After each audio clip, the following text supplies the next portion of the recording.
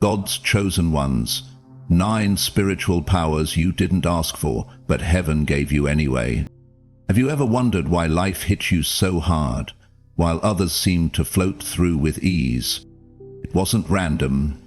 It wasn't punishment. It was proof. Proof that you were carrying something sacred long before you ever knew what it was.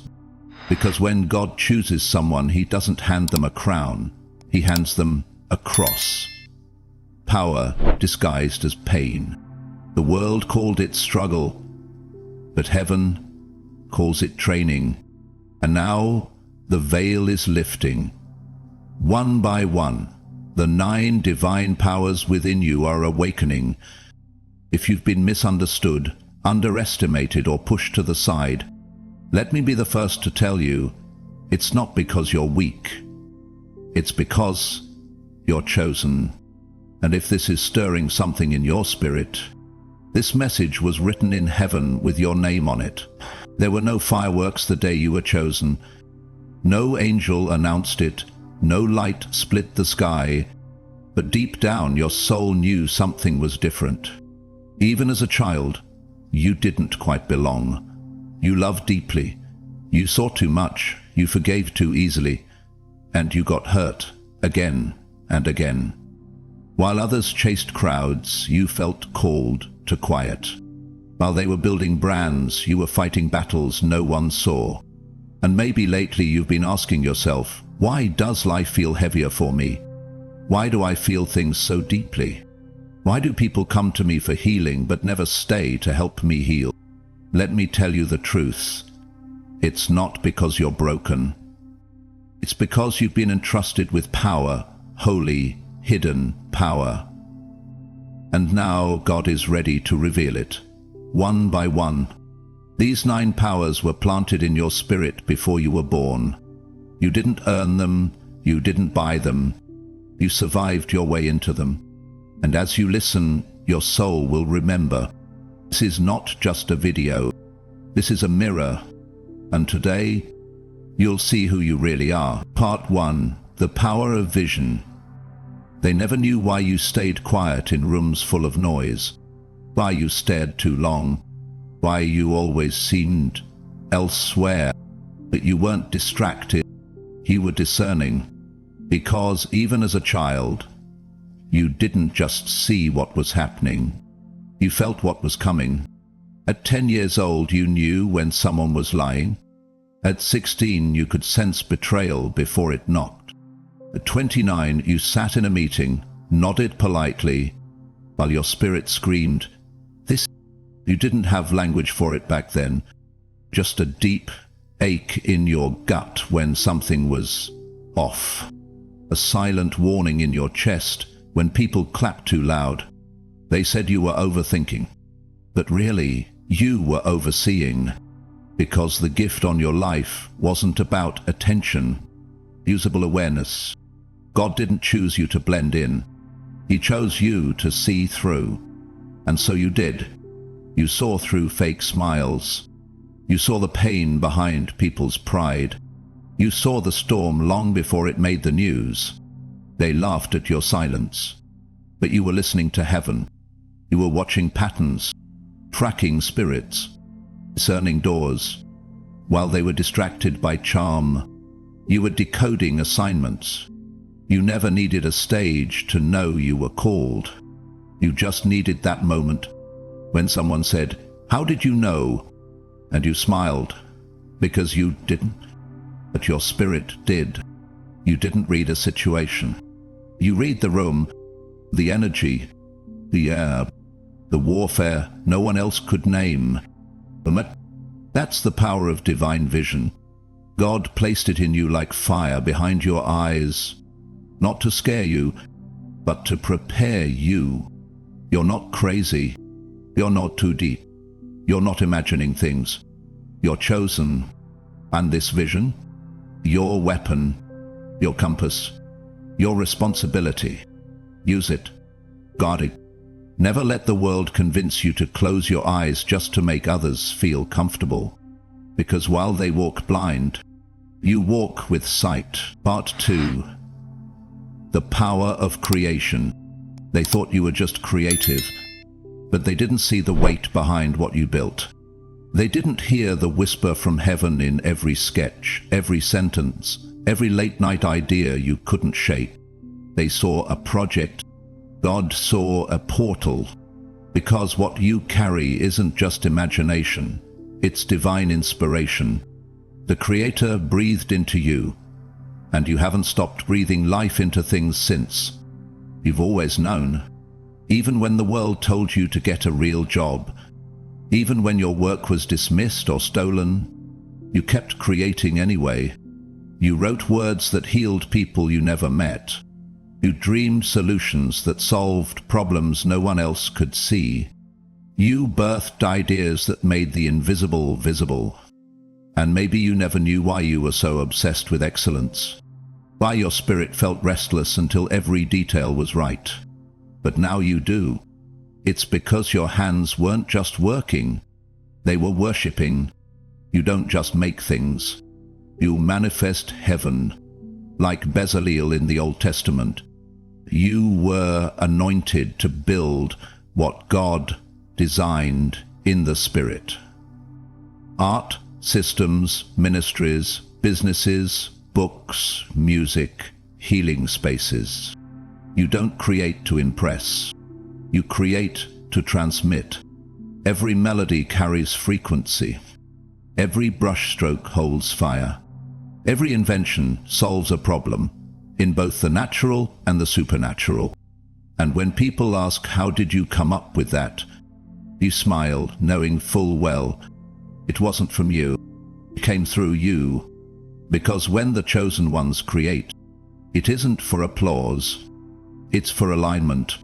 So if your ideas feel too big for your surroundings, that's because they were never meant to fit in. They were meant to build new ground.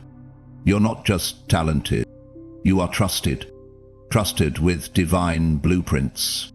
Trusted to create bridges where others see barriers. Trusted to turn silence into songs, ashes into architecture, and pain into purpose. This is the power of creation. It's not just what you make, it's who you become when you make it. So keep building, keep writing, keep designing what doesn't yet exist. Because every time you create with heaven, something eternal touches the earth. Part 3. The power of resilience. They thought it would break you, and if they're honest, you thought so too. There were nights the tears soaked your pillow so silently, even heaven paused to listen. There were mornings you stared at the ceiling, wondering if getting up was worth it. But somehow, you did. Again and again. And that is the power of resilience. You weren't handed easy. You were handed sacred. You weren't pampered. You were proven. Every setback was a training ground. Every betrayal, a sharpening tool. Every closed door, a redirection, not a rejection. They thought silence would make you bitter, but it made you wise. They thought isolation would make you small, but it made you still, and stillness became your superpower. You walked through what others avoided. You carried what others collapsed under. You forgave what others would have used as fuel for revenge. You didn't just survive, you transcended. And now you know. Your strength isn't in how loud you are. It's in how consistent you've been. You didn't curse the darkness. You learned in it. You didn't broadcast your breakdowns. You rebuilt in silence.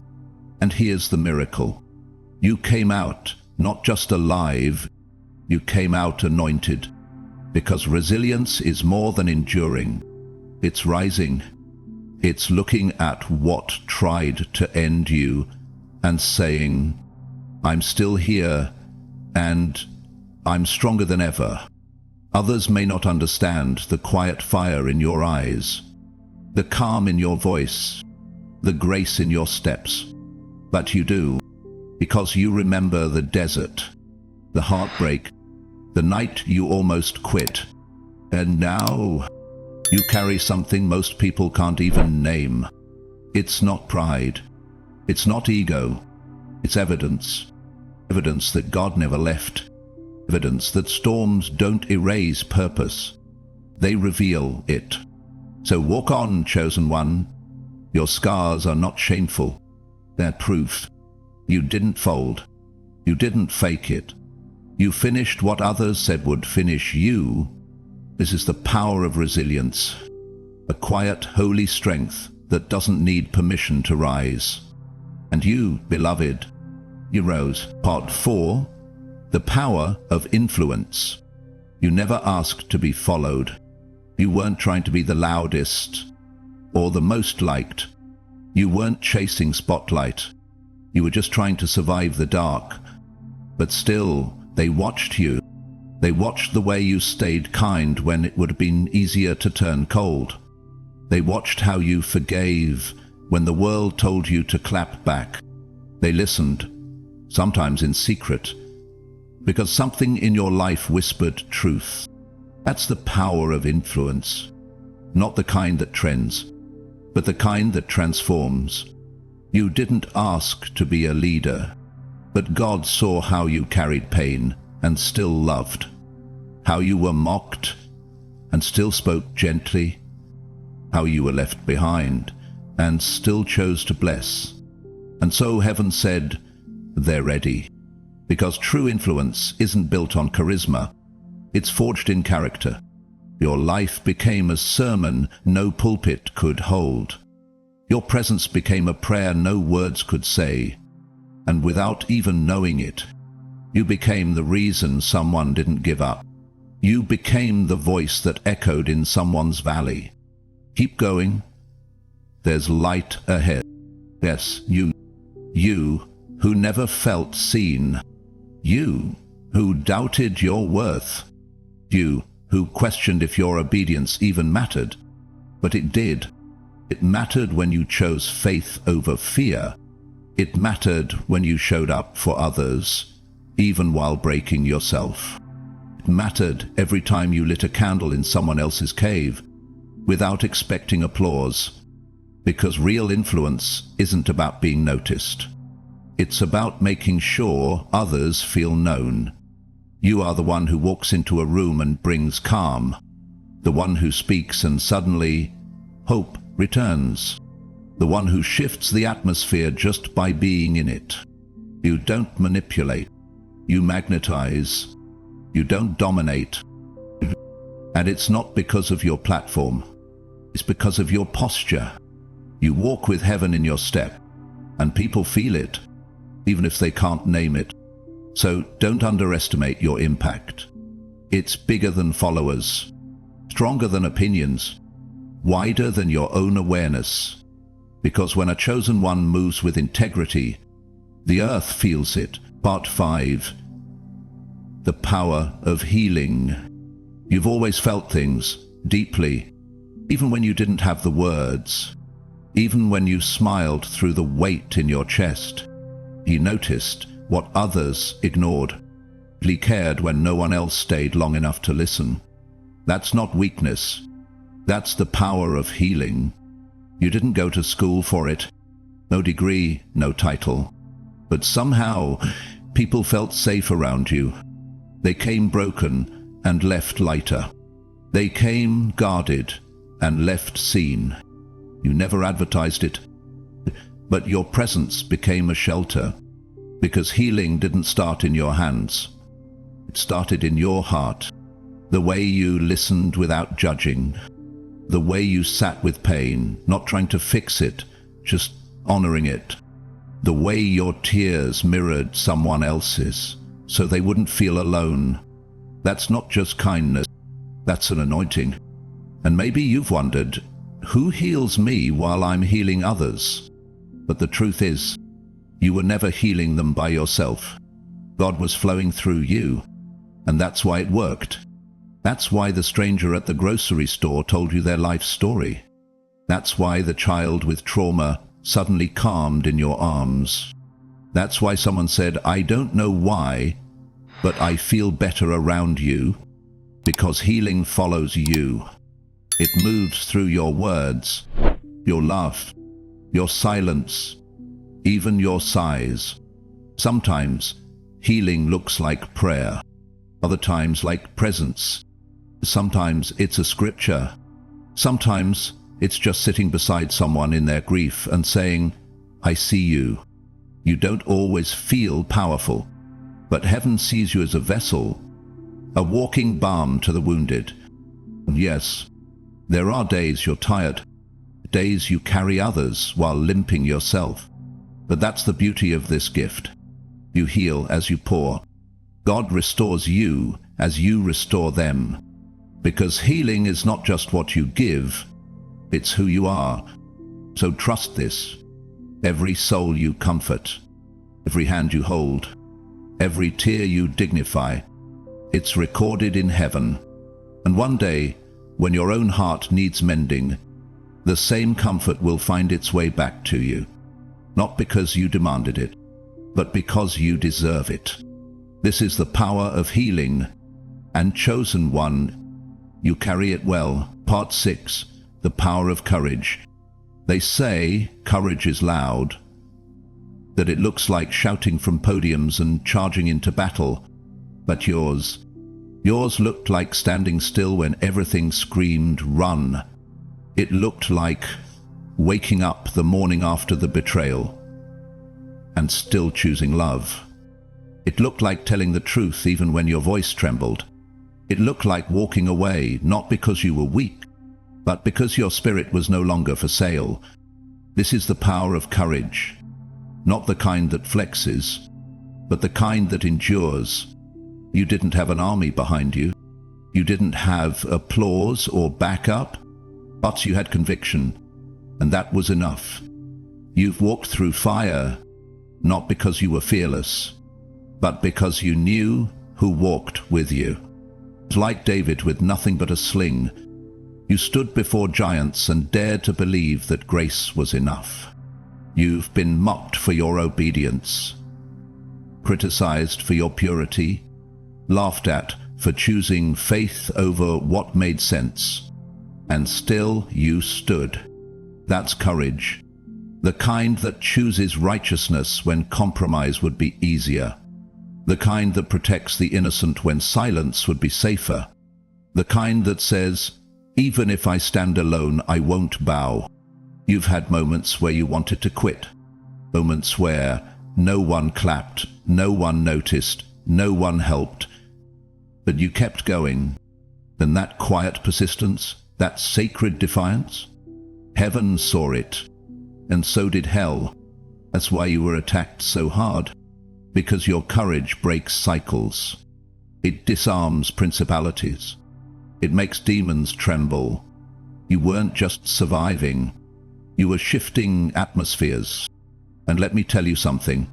Every time you chose integrity over image, every time you spoke truth with trembling hands, every time you stood when it would have been easier to shrink, you made history. Not in books, but in the spirit. This is the power of courage. And chosen one, you have it, not because you're fearless, but because you trust God more than you trust fear. Part 7. The power of love. They took your kindness for weakness, your forgiveness for foolishness, your love for something that could be used, then walked away from. But if only they knew, loving like you do, it takes power, real power, because while others guarded their hearts with walls, you kept opening yours, even after it got bruised. You loved those who couldn't love you back. You prayed for those who never said thank you. You stayed soft in a world that praised hardness. That's not naivete. That's divine design. This is the power of love, the most dangerous force heaven ever released. The kind of love that doesn't need to be deserved. The kind that heals without asking for credit. The kind that keeps showing up when logic says, you owe them nothing. You loved the unlovable. You saw beauty in what others discarded. You carried grace into rooms where no one earned it. And maybe you thought it was just part of your personality. But no, this is your calling. You are a reflection of Christ, not just in what you preach, but in how you love. You forgive deeply. You embrace fully. You weep with those who weep, and celebrate when others rise, even if your hands are still empty. You've let people go without bitterness. You've kept quiet to protect someone else's dignity. You've cried behind closed doors, and still showed up with compassion. That's not weakness. That's warfare. Because every act of love in a loveless world is an act of revolution. You don't just feel love, you release it. In your silence, in your intercession, in the way you show mercy when it's not deserved. And that's what separates you. Your love doesn't just comfort, it convicts, breaks chains. It reminds people of who they really are. That's why your presence feels like peace. Because you carry God's greatest weapon. Love is the force that breaks curses, heals trauma, restores dignity. And you, chosen one, you've been entrusted with it. So don't stop loving boldly, even when it hurts, even when it costs, because one act of love can shift the atmosphere of a soul forever. Part 8. The power of wisdom. You always felt older than your age. While others ran toward noise, you sat with silence. While they chased answers, you listened for questions. While they reacted, you discerned. It wasn't that you were trying to be wise. It's that you were born with something deeper, a knowing, a holy sense that there was more happening beneath the surface. This is the power of wisdom. You didn't read it in a textbook. You lived it. You gained it in waiting rooms and wildernesses, in heartbreaks that taught you more than sermons, in quiet moments where you asked God, why did I have to learn this the hard way? And still, you learned. You learned how to hold your tongue when speaking would have satisfied your ego. You learned that not every invitation deserves your presence, that not every opportunity is sent by God. He stopped answering questions no one asked, stopped trying to fix what was never yours to carry. You used to chase outcomes. Now you chase obedience, because wisdom has taught you. Silence can be strategy. Stillness can be strength. Not knowing can be sacred. And now, people seek your counsel. They come to you not because you're loud, but because you're rooted. They sense it, that you're not swayed by trends. You're not seduced by noise. You live by something higher. You can read situations, discern motives, navigate storms not because you're better, but because you've been there. You've made the hard choices, chosen the narrow path, sacrificed the temporary for what is eternal. And when people ask how you knew what to do, you smiled, because the truth is, you didn't always. But wisdom whispered, and you listened.